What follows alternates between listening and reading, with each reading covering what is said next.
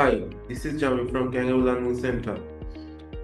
তো আজকে আমরা কথা বলবো মূলত গ্রামার নিয়ে। এখন আমাদের মধ্যে অনেকেই এই ধরনের কথা বলে থাকেন যে আইএলটিএস বা পিটির জন্য গ্রামার তেমন দরকার নেই। বিশেষ করে আইএলটিএস এর ক্ষেত্রে অনেকেই আমি বলতে শুনেছি যে আসলে আইএলটিএস এর জন্য গ্রামার ইম্পর্টেন্ট না।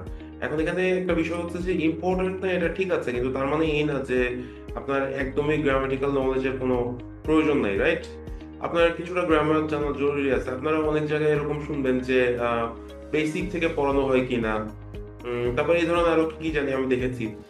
তো অনেকের মানে আমার এই ধরনের কোশ্চেনের আমি অনেক সময় এভাবে কাউন্টার করেছি যে আপনি বেসিক বলতে মূলত কি বোঝাচ্ছেন? আপনি ইন্টারমিডিয়েট কমপ্লিট করেছেন, আপনি ব্যাচেলার্স কমপ্লিট করেছেন, এই ধরনের স্টুডেন্টের সাধারণত স্টাডি অ্যাপ্রোচের জন্য যায়।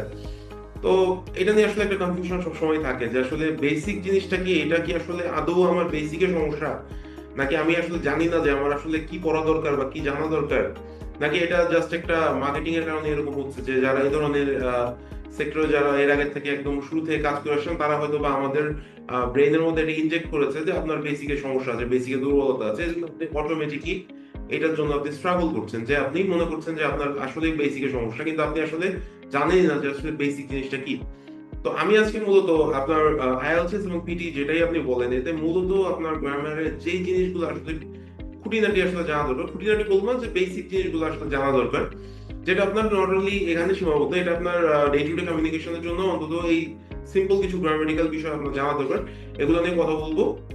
যাদের গ্রামার নিয়ে বিভিন্ন ধরনের কনফিউশন আছে তারা ভিডিওটা সেভ করে রাখতে পারেন পরবর্তীতে দেখার জন্য, কারণ গ্রামার বই থেকে পড়া, এখন বাজারে অনেক বই আছে গ্রামার নিয়ে, বর্তমানে মার্কেটে অনেক বই আসতেছে। সো ইভেন যারা বলছে ধরেন যে গ্রামারে আমার সমস্যা আছে, তারাও এখন গ্রামার নিয়ে বই বের করছে, এই ধরনের সিচুয়েশন চলে আসে। সো এটা আসলে অনেক সময় বোরিং লাগতে পারে, কারণ গ্রামারের বই সবসময় বড়ই হয়। তো এই বিপদ থেকে যদি বেশ বাঁচতে হয় তাহলে আপনারা এই ভিডিওটা ফলো করে রাখতে পারেন, সেভ করে রাখতে পারেন, যাতে পরবর্তীতে সময়ে যখনই পান তখন ভিডিওটা মাঝে মাঝে একটু দেখলেন, ভিডিওর যে আমার কন্টেন্ট গুলো আছে সেগুলো নিয়ে মাঝে মাঝে নিজে একটু অ্যানালাইসিস করলেন, তাহলে আশা করি আপনার গ্রামাটিক্যাল ইস্যুস গুলা অন্তত আইএলটিএস এবং পিটি পরীক্ষার জন্য এবং ডে টু ডে কমিউনিকেশনের জন্য আপনি মোটামুটি আপনার মধ্যে একটা ক্ল্যারিটি থাকবে। So let's start.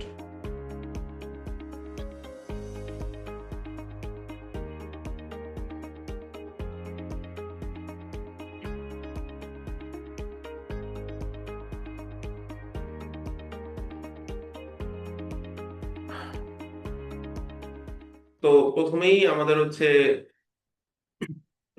Sentence structure, যেটা একদমই বেসিক বিষয়, যে সেন্টেন্স স্ট্রাকচার সম্বন্ধে তো আমাদেরকে অবশ্যই জানতে হবে।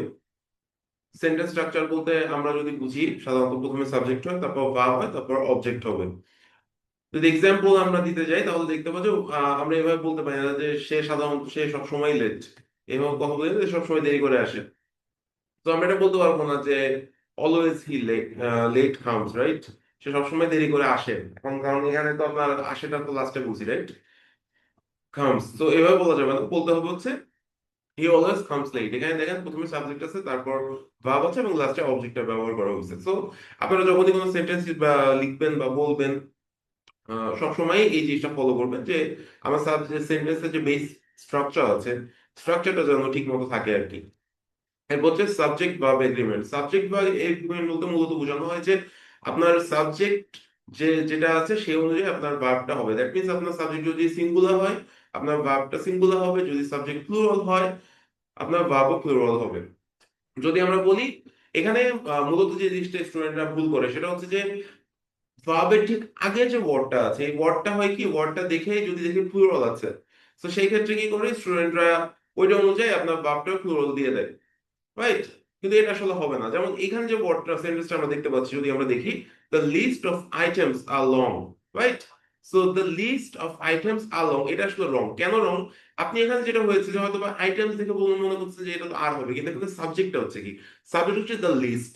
আমরা কি জানি আর্টিকেলে এখানে কি নির্দিষ্ট করতে দুইটা ইউজ করা হয়েছে, রাইট? সো স্পেসিফিক ওই একটা লিস্ট, লিস্টটা কি এখানে একটা লিস্ট, রাইট? সো লিস্টটা কিন্তু এখানে সিঙ্গুলার, তাহলে আমার ভার্বটা হবে কিন্তু সিঙ্গুলার, আমার ভার্ব কিন্তু প্লুরাল হবে না। এটা কি মূলত বোঝানো হয় সাবজেক্ট ভার্ব এগ্রিমেন্ট। সো এটা কারেক্ট ফর্মটা হবে হচ্ছে the list of items is long, not are long. You got my point, আশা করি বুঝতে পেরেছেন। এরপর হচ্ছে টেন্সেস। টেন্স খুবই ইম্পর্টেন্ট। এর মধ্যে আমরা আজকে দেখবো যে কোন কোন টেন্সটা মূলত আমার বেশি ইম্পর্টেন্ট। আমার তো প্রত্যেকটা টেন্স আছে, তিনটা টেন্স আছে, সেটার আবার চারটা করে ভাগ আছে, আমার এতগুলা দরকার নেই। আমার এর মধ্যে স্পেসিফিক কিছু আছে যেগুলো আমার রেগুলার ডে টু ডে এবং আইএলটিএস বলে পিটিএ বলে দুটোতেই বেশি ইউজ হয়ে থাকে। সো আমরা আজকে শুধু ওগুলো নিয়ে কথা বলবো। তো প্রথমে হচ্ছে আমাদের প্রেজেন্ট সিম্পল, যেটা হচ্ছে অভ্যাস বা সাধারণত সত্য বোঝাতে ব্যবহার করা হয়। আহ এর মধ্যে আছে, যদি আমি দেখি যে স্ট্রাকচার যদি বলি, সাবজেক্ট, ভার্বের বেস ফর্ম, যেটাকে আমরা অনেকে প্রেজেন্ট ফর্ম বলি, ঠিক আছে, তারপর হচ্ছে অবজেক্ট, যেটা সাধারণত থাকেই। তো এখানে যেটা হয় যে যদি সাবজেক্ট আপনার থার্ড পার্সন সিঙ্গুলার নাম্বার হয়, সেক্ষেত্রে আপনার আপনার ভার্বের সাথে এস বা ইএস যোগ হবে, ঠিক আছে। এখন অনেকের এখানে কনফিউশন থাকতে পারে যে কোথায় এস হবে, কোথায় আপনার এস হবে, কোথায় ইএস হবে, তাই না? এটা নিয়ে আপনাদের যদি কারো কনফিউশন থাকে, তাহলে তাদের একটা সিম্পল আমি আপনাদের আইডিয়া দেবো, জেরক্স ইউজ করবেন, ঠিক আছে। তাহলেই এটা মোটামুটি হয়ে যাবে। যে যদি দেখেন যে লাস্টে যায় আপনার এক্স আছে, অথবা যদি দেখেন যে লাস্টে আপনার ও আছে, ঠিক আছে, তারপর এস আছে, এগুলোর ক্ষেত্রে আপনার মোটামুটি আহ সবগুলোর ক্ষেত্রে ইএস যোগ হবে, বাকিগুলোর ক্ষেত্রে সাধারণত এস যোগ হয়, ঠিক আছে।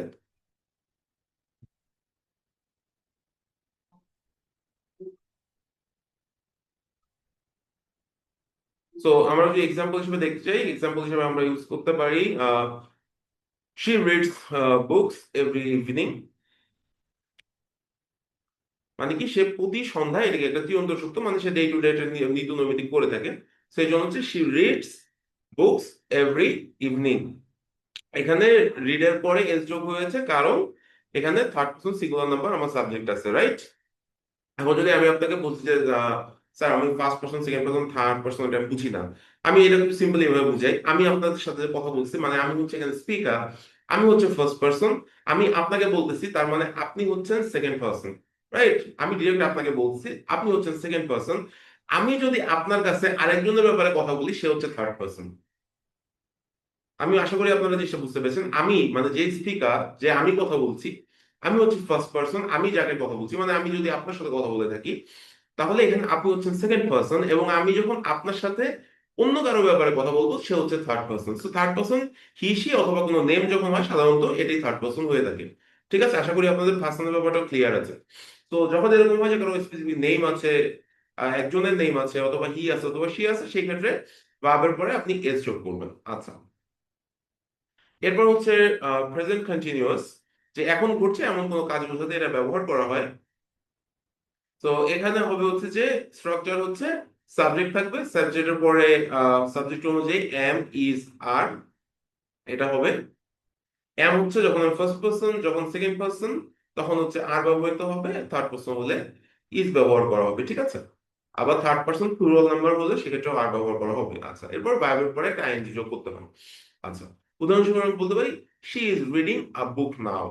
সে এখন একটা বই পড়ছে, মানে কি, এখন সে কন্টিনিউয়াস পড়তেছে।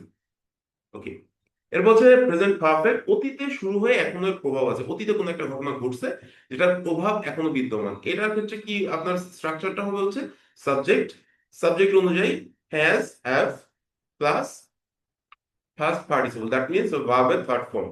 উদাহরণ হিসেবে যদি দিতে পারি, তার মধ্যে হচ্ছে she has read three books today. সে আজকে তিনটা বই পড়ে ফেলছে অলরেডি। সেই বই যে পড়ছে, সেগুলোর কি প্রভাব তার ভিতরে রয়ে গেছে, right? সে বইয়ের মধ্যে যে জ্ঞান অর্জন করছে, সেটা তার মধ্যে অলরেডি আছে। তো এটাই হচ্ছে মূলত আপনার present perfect.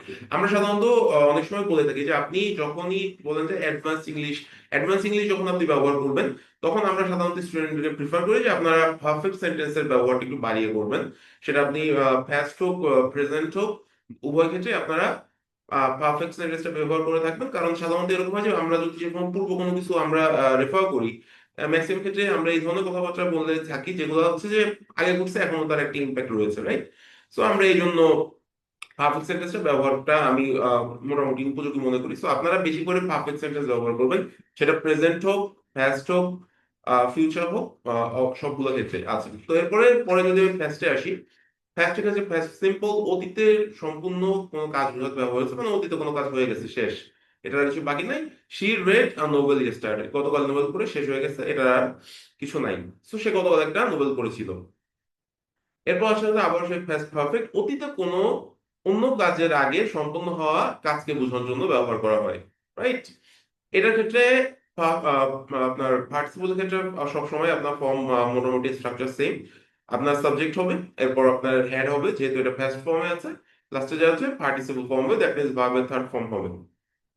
So she had finish the book before dinner. সে খাওয়ার আগে কি করছিল, পড়ে শেষ করেছিল। যখন সে খেয়েছিল তার ঠিক আগে সে পড়ে শেষ করেছে। এরকম সিচুয়েশন, মানে ওইটার প্রভাব তখন তার ব্রেনে আছে, এমন সময় সে খাচ্ছে, এই ধরনের কথার ক্ষেত্রে হচ্ছে সেখানে হ্যাজ পারফেক্ট ব্যবহার করা হয়েছে। ঠিক আছে, এরপরে যদি আসি ফিউচার, ভবিষ্যতে কোনো কাজ বলতে ফিউচার ব্যবহার করা হয়। ফিউচার আমি একটা জিনিস বলতে দিই, ফিউচারের ব্যবহার খুবই কম। সাধারণত রাইটিং এর ক্ষেত্রে আপনাকে এসে সাধারণত টপিক দেওয়া হয়, সেখানে আপনার কোনো একটা স্পেসিফিক ঘটনা নিয়ে বলা হয়ে থাকে। তো এখানেও আপনার ফিউচার ব্যবহারটা আসলে খুব বেশি থাকে না, ফিউচার ব্যবহার সবসময় কম থাকে।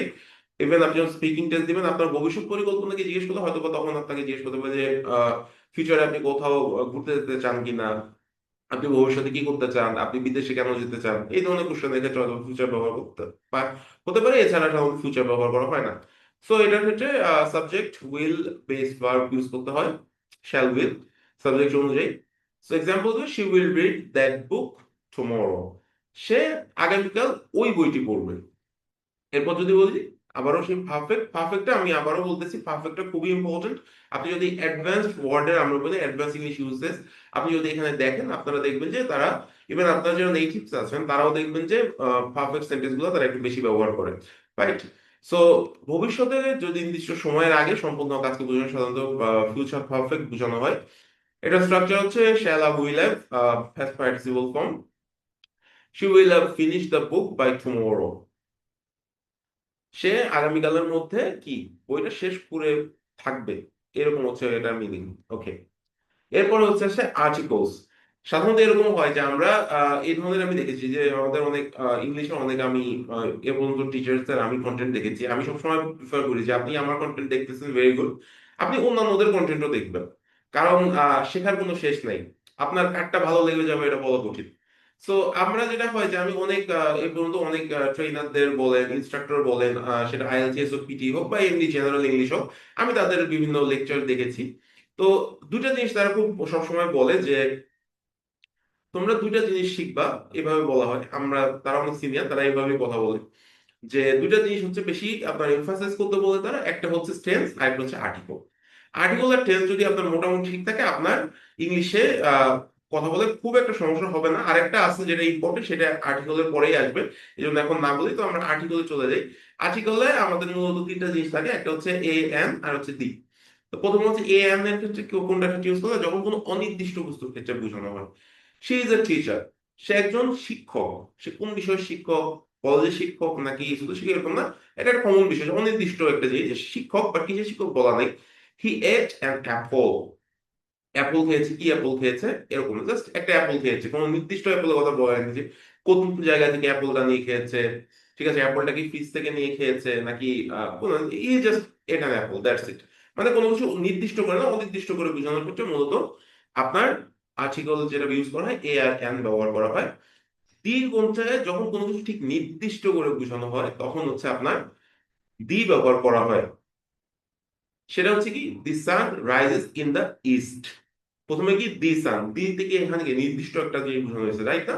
দি, এখানে আহ, এখানে যদিও দি এর আরেকটা ব্যবহার আছে, যদি কোনো কিছু বিশালতা বা অ্যাবসলিউট বেস্ট এগুলোর ক্ষেত্রেও দি ব্যবহার করা হয়। তো এখানে, এখানে সান তো একটা, মানে কি বলবো, অদ্বিতীয় একটা বিষয়, তাই না? আমাদের সৌরজগতে এই মুহূর্তে আমাদের জন্য, আমরা যে পৃথিবীতে বাস করি, সৌরজগতে তো সূর্যের সাথে কিছু নাই, মানে সূর্যের উপরে কিছু নাই, সূর্যের কারণে আমরা বেঁচে আছি, রাইট? সো এটা তার মহা বিশালতার জন্য বোঝানো হয়ে থাকে দি। সো এটা একটা। আর হচ্ছে দি ইস্ট, এখানে স্পেসিফিক ভাবে কোন দিক বোঝানো হয়েছে, মানে নির্দিষ্ট করা হয়েছে যে কোন দিকে আপনার সূর্যটা ওঠে, right? So the sun rises in the east. এখানে আরেকটা জিনিস দেখেন, এখানে দি সান একটা কি, আমি আপনাকে সান সম্পর্কে কথা বলতেছি। সান কি আরেকটা সিম্পল আরেকজন, তাই না? সো এই জন্য এটা কি থার্ড পারসন সিঙ্গুলার নাম্বার হয়েছে, যদি ফার্স্ট না, but still it's singular. So এই জন্য এখানে দেখেন রাইজের পরে এস যোগ হয়েছে, ঠিক আছে?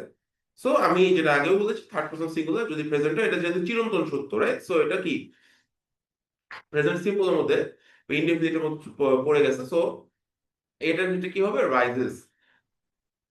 The sun rises in the east. বোঝা গেছে? এখন এখানে আমি কিছু এক্সেপশন আপনাদেরকে দেখাবো। তার মধ্যে প্রথমে আছে প্লুরাল এবং জেনারেল নাউন্স। যেমন বুকস আর ইউজফুল, এখানে আপনার কোনো প্রকার আর্টিকেল ইউজ করার দরকার নেই। এটা বই বলতে বই, যে কোনো বই মোটামুটি ইউজ, সো এটার ক্ষেত্রে আপনার কোনো প্রকার আর্টিকেল ইউজ করার কোনো প্রয়োজন নাই। এরপর আছে হচ্ছে যে uncountable nouns. Information is important. Information কি? তথ্য ইম্পর্টেন্ট। এখন তথ্য তো একটা তথ্য ভান্ডার থাকে, বা তথ্য কিন্তু ইম্পর্টেন্ট। যে কোনো তথ্যই আপনার স্পেসিফিক কোনো কাজের জন্য ইম্পর্টেন্ট হতে পারে, কিন্তু যত সময় কিনা এখানে কোনো নির্দিষ্ট কোনো তথ্য বোঝানো না হয় তত সময় এর আগে দি ইউজ করা যাবে না। দ্যাট মিনস যেগুলো আনকাউন্টেবল নাউন সেখানে আপনার দি ব্যবহার করা যাবে না। তবে আর্টিকেল ব্যবহার করা যায় না কখন? যখন এই ইনফরমেশনটাই, যখন একটা নির্দিষ্ট অংশের কথা বোঝানো হয়েছে দি ইনফরমেশন, মানে এখানে নিশ্চয়ই এই ধরনের সেন্টেন্স গুলো তখন আসে যে যখন আপনার কোনো একটা ইনফরমেশন ব্যাপারে অলরেডি কথা বলা হয়ে গেছে, তখন ওই সেম ইনফরমেশনটাকে ইন্ডিকেট করার জন্য এখানে দি ব্যবহার করা হয়েছে। The information you gave is useful. মানে কি, তাকে একজন কেউ বা আমি এখানে যে বলি, সাপোজ আপনি আমাকে একটা ইনফরমেশন দিয়েছেন এবং আমি আপনাকে বলছি যে the information you gave me, আপনি আমাকে যে তথ্যটা দিয়েছেন এটা কি ইউজফুল, রাইট? সো এরপরে চলে আসি প্রিপোজিশন। আমি যে থার্ডটার কথা একটু আগে বলছিলাম যে আরেকটা জিনিস আছে যেটা আসলে জানা খুব জরুরি, সেটা হচ্ছে প্রিপোজিশনস। সো প্রিপোজিশন অনেক আছে ভাই। প্রিপোজিশন এমন একটা জিনিস যেগুলোর অর্থ বুঝতে হয়, ইউজ করতে হয়, এবং প্রিপোজিশন উইথ টাইম আপনি ইউজ করতে করতে এটা অটোমেটিক আপনার ল্যাঙ্গুয়েজের মধ্যে অ্যাডাপ্ট হয়ে যায়, ঠিক আছে? তারপর আমি আপনাদেরকে যেগুলো যেগুলো আপনাদের প্রিপোজিশন আমরা ইউজ করে থাকি সেগুলো আমি দেখাই দিব, এবং কোনটা আসলে কোন মূলত কি মিনিং ইউজ করা হয়, যেগুলো ইম্পর্টেন্ট আছে প্রিপোজিশনের মধ্যে, সেগুলো আমি আপনাকে দেখাবো। Let's see. সো প্রথম হচ্ছে time related preposition. Time related ক্ষেত্রে কোনো নির্দিষ্ট সময়ের ক্ষেত্রে আমরা অ্যাট ইউজ করে থাকি। যেমন অ্যাট 6 p.m.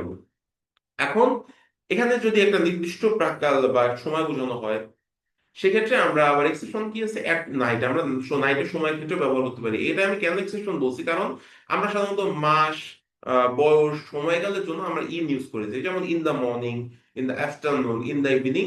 কিন্তু শুধুমাত্র স্পেসিফিক নাইটের ক্ষেত্রে আমরা অ্যাট ব্যবহার করি, ঠিক আছে? সো এটা always keep in your mind, okay? So এরপর হচ্ছে অন। স্পেসিফিক কোনো দিন, স্পেসিফিক কোনো তারিখের ক্ষেত্রে হচ্ছে আমরা অন ব্যবহার করে থাকি। যেমন যদি হয় on Monday, on Sunday, right, on Saturday, on 20th April, right? So এইসব ক্ষেত্রে হচ্ছে আমরা অন ব্যবহার করি। কোনো নির্দিষ্ট তারিখের ক্ষেত্রে আমরা, কোনো তারিখের ক্ষেত্রে আগে আমরা অন ব্যবহার করি, কোনো ডে এর আগে। ডে বলতে Saturday, Sunday, Monday, Tuesday, Friday, what ever, এই 7টা দিনের প্রত্যেকটার ক্ষেত্রে আগেই আমরা কি ব্যবহার করব? অন ব্যবহার করব, ঠিক আছে? এরপরে আসি প্লেস রিলেটেড প্রিপোজিশনস। প্রথমে আবারও সেই অ্যাট আমরা স্থানের ক্ষেত্রেও ব্যবহার করে থাকি। যেমন যদি বলি অ্যাট দ্য স্টেশন, স্টেশনে পৌঁছার ক্ষেত্রে আমরা অ্যাট ব্যবহার করে থাকি। এরপর আসেন ইন, মানে কোনো কিছুর ভেতরে বা কোনো একটা বড় এলাকার ক্ষেত্রে আমরা ইন ইউজ করে থাকি, রাইট? যেমন in Dhaka, in the room. In the room বলতে রুমের ভিতর বলতে এখানে ইন দ্য রুম বোঝানো হয়েছে। ইন ঢাকা মানে কি, ঢাকা একটা মোটামুটি বড় এরিয়া বোঝানো হয়েছে, ঠিক আছে? সো সেক্ষেত্রে আমরা ইন ব্যবহার করি। যদি স্কুল হইতো যে ঢাকার মধ্যে, suppose residential school, milestone college, right, সেক্ষেত্রে আমরা বলতাম at milestone college, at residential school, ঠিক আছে? এরপর আসতেছি অন। কোনো কিছুর উপরে যদি বোঝানো হয়, প্লেসে কোনো কিছুর উপরে আছে, তখন সেক্ষেত্রে আমরা বলি on the table, the pen is on the table, right? যে কলমটি কিসের উপরে আছে? টেবলের উপরে আছে। আচ্ছা, এরপর হচ্ছে ডিরেকশন প্রিপোজিশন। যে ডিরেকশন দেখানোর জন্য প্রিপোজিশন ইউজ করা হয়। যেমন টু, টু বলতে দিকে, গো টু স্কুল, স্কুলের দিকে যাও, রাইট? এরপর আছে হচ্ছে ইনটু। কোনো কিছু যদি ভেতরে বা অভ্যন্তরে প্রবেশ করা হয় সেক্ষেত্রে ইনটু বলা হয়। He went into the room, সে রুমের ভেতরে প্রবেশ করল, রাইট? প্রবেশ করেছিল, ওয়েন্ট যেহেতু এখানে ফার্স্ট ফর্ম ব্যবহার করা হয়েছে। সো কোনো কিছুর ভিতরে প্রবেশের ক্ষেত্রে সাধারণত আমরা ইনটু ব্যবহার করে থাকি। এরপর হচ্ছে অনটু, মানে হচ্ছে কোনো কিছুর উপরে দিকে। সে climb onto the roof, right? So ছাদের উপর সে উঠেছিল, এটা হচ্ছে climb onto the roof. So কোনো কিছুর উপর দিকে যদি উঠতে হয় তাহলে সেটা হচ্ছে অনটু, যদি কোনো ভিতরে প্রবেশ করতে হয় সেক্ষেত্রে ইনটু। আচ্ছা, এরপরে যদি আমরা আরো কিছু কমন যে প্রিপোজিশন আছে সেগুলোর দিকে আমরা যদি এখন আলোকপাত করি। বাই, দ্বারা বা কাছের ক্ষেত্রে ব্যবহার করা হয়। রিটেন বাই শেক্সপিয়ার, শেক্সপিয়ার লিখেছে বা শেক্সপিয়ার দ্বারা এটা লেখা হয়েছে। আর কাছের ক্ষেত্রেও বাই ব্যবহার করা হয়, সেক্ষেত্রে হচ্ছে শি স্যাট বাই মি, সে আমার পাশে বসেছিল। আচ্ছা, পাশে বসেছিল বা কাছে বসেছিল একই কথা। এরপর হচ্ছে উইথ, মানে হচ্ছে সঙ্গে। She came with her friend, সে তার বান্ধবীর সঙ্গে এসেছিল। এরপর যদি অ্যাবাউট বলি, সম্পর্কে, টক অ্যাবাউট পলিটিক্স, রাজনীতি সম্বন্ধে কথা বলুন। ফর মানে হচ্ছে জন্য, this gift is for you, এই গিফটটা, এই উপহারটি তোমার জন্য। ফ্রম মানে হচ্ছে থেকে, he came from London, he came from London, সে লন্ডন থেকে এসেছে। অফ হচ্ছে সাধারণত এর কোনো কিছুর পরে আমরা যে ইউজ করি ওইটার অল্টারনেটিভ হিসেবে আমরা অফ ইউজ করে থাকি। So the colour of the sky মানে কি আকাশের রং। আচ্ছা, এরপর হচ্ছে ওভার মানে কোনো কিছুর উপর দিয়ে বা অধিক। অধিক বলতেও বোঝানো হয়, উপর দিয়ে বলতে বোঝানো হয়। The plane flew over the city, শহরের উপর থেকে কি বিমানটি উড়ে গেল। এরপর হচ্ছে আন্ডার, নিচে। The cat is under the table, the cat is under the table, টেবিলটি কি বিড়ালের নিচে। বিটুইন, বিটুইন হচ্ছে কি দুইয়ের মধ্যে। যখন আমরা, সবসময় এটা মাথায় রাখবেন, এখানে বিটুইন এর পরে সম্ভবত এমন আছে, হ্যাঁ, বিটুইন এবং এমন, যখন দুইয়ের মধ্যে কোনো কম্পেয়ার করা হবে, কোনো তুলনা করা হবে, তখন ব্যবহার করবো আমরা বিটুইন। যখন আমরা দুই বা ততোধিক, দুইয়ের অধিক মানে ততোধিক যখন আমরা ইউজ করব, দুইয়ের বেশি ইউজ করব, তখন সেটা যে নাম্বার হোক আমরা এমন ইউজ করব। ঠিক আছে। দুই বলতে, বিটুইন বলতে বোঝায় দুজনের মধ্যে, আর এমন বলতে বোঝায় অনেকের মধ্যে। সেটা তিনজন হতে পারে, চারজন, বা তার হইলে 300 হলেও এমন আমরা ইউজ করব। দুইয়ের মধ্যে, বিটুইন টু বিল্ডিং, দুটি বিল্ডিং এর মধ্যে। এমন ফ্রেন্ডস, ঠিক আছে, এখানে একটা এস হবে, এমন ফ্রেন্ডস। সো মানে বন্ধুদের মধ্যে। আচ্ছা, এরপরে আমরা আসি প্রিপোজিশন নিয়ে, যেটা আমরা সবচেয়ে বেশি প্যারা খাই, সেটা হচ্ছে যে আইএনজি আমরা যোগ করতে ভুলে যাই। এটা অলওয়েজ মাথায় রাখবেন ভাইয়া, প্রিপোজিশনের পরে অলওয়েজ আইএনজি হবে। এখন একটা জিনিস বলা হয় হচ্ছে যে এক্সেপ্ট টু, টু এর পরে আইএনজি হয় না। এখানে একটা ব্যাপার হচ্ছে যে, এখানে মূলত আপনার নিয়মটা হচ্ছে প্রিপোজিশনের পরে আপনার আইএনজি হয়, কিন্তু টু অনেক সময় ইনডিফিনিট মার্কার হিসেবেও ইউজ করা হয়। তো সেই ক্ষেত্রে আসলে টু ব্যবহার করা না, সেক্ষেত্রে আসলে টু প্রিপোজিশনের মতো কাজ করে না। ঠিক আছে, সো এটাকে ইনডিফিনিট মার্কার বলে। এখন ইনডিফিনিট মার্কার সম্বন্ধে আপনাদের আসলে এত জানার কোনো প্রয়োজন নেই এই মুহূর্তে। তাহলে আপনাদের প্যারা না খেয়ে আমি আপনাদেরকে আসলে কোন কোন টু এর পরে মূলত আইএনজি যোগ করতে হয় এইগুলো আমি দেখাই দিচ্ছি। বাকি অন্য কোনো টু এর পরে আইএনজি যোগ করার কোনো প্রয়োজন নাই। টু এর পরে আইএনজি যোগ করবেন না। টু বেদে তো অন্য যে কোনো প্রিপোজিশন পর আইএনজি যোগ করবেন। কিন্তু এই যে যে এখন আমি যে টু গুলো দেখাবো, এই টু গুলোর পরে আপনারা অবশ্যই আইএনজি যোগ করবেন, কারণ এখানে টু গুলো মূলত প্রিপোজিশন হিসেবে ব্যবহার করা হয়েছে। যেমন look forward to, I look forward to meeting you. এরপর হচ্ছে with a view to, she joined the course with a view to improving her English. Be accustomed to, he accustomed to walking late. Be committed to, they are committed to helping the poor. Be opposed to, she is opposed to smoking in public places. Object to, he objected to being treated unfairly. এরপর আসলে আমরা model ভার্বসে চলে আসি। Model verbs হচ্ছে সেইগুলা যেগুলো দিয়ে মূলত সক্ষমতা, বাধ্যবাধকতা, উন্নতি, কোনো কিছুর প্রবাবিলিটি, সম্ভাবনা, এগুলো বোঝানো হয়। তো মডেল ভার্বস গুলো আমি যদি একটু দেখে আসি, প্রথমে আমরা ক্যান দিয়ে সাধারণত কোনো কিছু সক্ষমতা বোঝানোর ক্ষেত্রে আমরা ক্যান ব্যবহার করে থাকি। যেমন she can swim very well, সে খুব ভালো সাঁতার কাটতে পারে। যদি আমরা এমন হয় যে না অতীতের সক্ষমতা ক্ষেত্রে আমরা কি করব, ক্যানের বলতে আমরা খুব ব্যবহার করবো। কিন্তু খুডের আরেকটা ব্যবহার আছে, সেটা হচ্ছে আমরা আন্তরিকতা বোঝানোর ক্ষেত্রে, আন্তরিকতার ক্ষেত্রেও আমরা টু ব্যবহার করে থাকি। আমরা আন্তরিকতার ক্ষেত্রেও টু ব্যবহার করে থাকি। যেমন যদি বলি could you please give me the pen, তুমি কি আমাকে কষ্ট করে, আমরা বলি না বাংলায় এটাকে আসলে অনুগ্রহটা আমরা বাংলায় যেভাবে বলি, হয়তো বা অনুগ্রহ করে আমরা এটা বলি না, কিন্তু আমাদের মিনটা এভাবে, আমরা এভাবে বলি যে কষ্ট করে একটু কলমটা দাও, বলি না আমরা যে কষ্ট করে একটু কলমটা দান তো। তো এটাকে আমরা বলি could you please give me the pen, আপনি কি অনুগ্রহ করে আমাকে কলমটা দিতে পারেন। জিনিসটা হচ্ছে এরকম। সো অতীতে সক্ষমতার ক্ষেত্রে এটা ব্যবহার হয়, I could run fast when I was young, আমি যখন ইয়াং ছিলাম আমি খুব দ্রুত দৌড়াতে পারতাম। আচ্ছা, এরপরে যদি আসি মে, মে দিয়ে মূলত সাধারণত কোনো কিছু সম্ভাবনা বোঝানোর ক্ষেত্রে মে ব্যবহার করা হয়। ইউ মে লিভ নাও, তুমি এখন যেতে পারো। ইট মে রেইন টুডে, আজ বৃষ্টি হতে পারে। এরপর হচ্ছে মাইট, মাইট দিয়ে সাধারণত বোঝানো যে এটার সম্ভাবনা আছে বাট আমি শিওর না, বাট বা আমার এটা খুব একটা মানে জোরালো সম্ভাবনার ক্ষেত্রে না, এই ধরনের ক্ষেত্রে আমরা মাইট ব্যবহার করি। ইট মাইট স্নো টুডে, আজ হলেও হতে পারে। আজ কি, আজকে স্নো হলেও হতে পারে। মাস্ট, মাস্ট দিয়ে সাধারণত যে কোনো কিছু বাধ্যবাধকতা বোঝানো হয় যে আপনি এটা করতে বাধ্য, এটা আপনার করতেই হবে। So you must wear a seat belt, আপনি যখন গাড়িতে ভ্রমণ করেন তখন এটা কি বাধ্যতামূলক যে আপনি অবশ্যই গাড়িতে আপনার সিট বেল্টটা বুঝবেন, এটা আপনার নিরাপত্তার জন্য খুবই এসেনশিয়াল একটা ব্যাপার। এরপর আছে হচ্ছে শুড, সাধারণত কোনো পরামর্শ দেওয়ার ক্ষেত্রে আমরা শুড ব্যবহার করি। ইউ শুড স্টাডি মোর, তোমার আরো পড়াশোনা করা উচিত।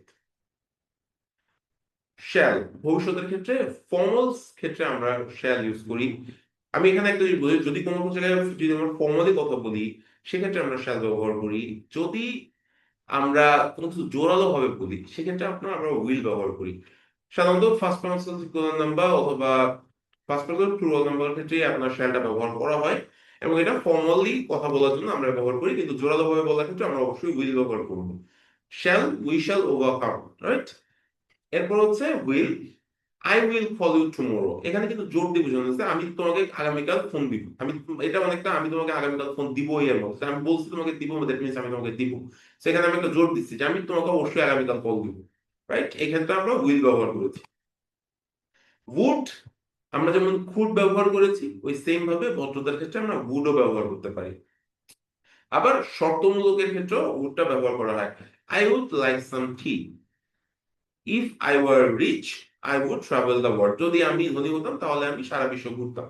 এটা হচ্ছে শর্তমূলক ক্ষেত্রে আমরা ব্যবহার করেছি। আর বর্ধতার খাতিরে যখন বলতে গিয়েছি তখন আমি I would like some tea, আপনাকে জিজ্ঞাসা বলে না would you have like to have some tea or coffee, then you will answer I would like some tea. বুঝা গিয়েছে? ওকে। এরপরে যদি আমরা আসি প্যাসিভ ভয়েস, এটা খুব ইম্পর্টেন্ট। এটা এই জন্য ইম্পর্টেন্ট, সাধারণত একাডেমিক ক্ষেত্রে আপনার প্যাসিভ ভয়েসটা খুব বেশি ব্যবহার করা হয়। সো স্ট্রাকচারে যদি আমি যাই, প্রথমে আমরা অবজেক্টের সামনে নিয়ে আসবো, এরপরে একটা বিভাগ থাকবে, সেটা am is are was were have has, এগুলো থাকতেই পারে, হ্যাজ বিন, রাইট। এরপর থাকবে হচ্ছে আপনার ভার্বের third form, that means participle form. এরপরে আপনারা দেখেন যে আমি বাই দিয়েছি প্লাস হচ্ছে সাবজেক্টটা দিয়েছি, এটাকে আমি একটু হালকা করে দিয়েছি। এটা এই কারণেই যে আপনার সবসময় আপনার সাবজেক্ট ওখানে প্রয়োজন নাও হইতে পারে। যদি বলি যে the window was broken, the window was broken, এখানে কিন্তু এটা প্যাসিভ ভয়েসই আছে, বাকি সবটুকুই ঠিক হয়েছে কিন্তু ব্রোকেনই আমার শেষ হয়ে গেছে, এখানে আর এক্সট্রা করে কোনো সাবজেক্ট এখানে নাই। সো এই জন্য আপনার এটা প্যাসিভে আছে, সেক্ষেত্রে আপনার ওইখানে বাই সামথিং এটা দেওয়া দরকার, যদি এটা জেনারেল স্ট্রাকচার সবাই আমরা ব্যবহার করে থাকি।